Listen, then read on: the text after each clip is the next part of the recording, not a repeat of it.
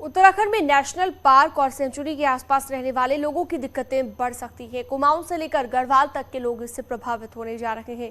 इतना ही नहीं, राज्य सरकार की चिंता भी बढ़ चुकी है।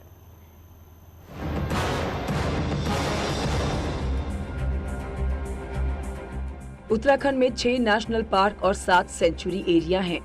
इन एरिया में पहले से ही मानवीय गतिविधियां प्रतिबंधित हैं, लेकिन सुप्रीम कोर्ट के एक नए ऑर्डर से अब पार्क एरिया के बाहर भी मुश्किलें खड़ी हो सकती हैं।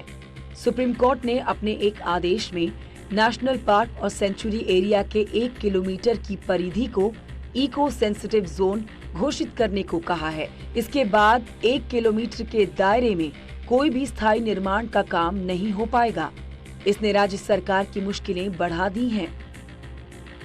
और जो प्रदेश के संबंध में जितनी भी समस्याएं या जो चैलेंजेस आ रहे हैं, उनको लेकर एक रिपोर्ट भारत सरकार को भेजी जाएगी, जिसमें इन सब का उल्लेख किया जाएगा कि प्रदेश में इस आदेश को लागू करने में हमें क्या क्या समस्याएं आ रही हैं, ताकि भारत सरकार सभी राज्यों का अपना मत लेके संभवतः वो फिर माननीय उच्चतम न्यायालय में अपना पक्ष प्रस्तुत करे।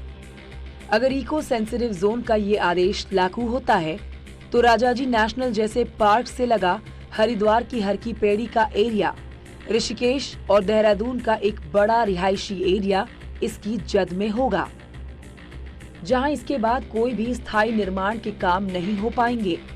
इससे लोग चिंतित हैं।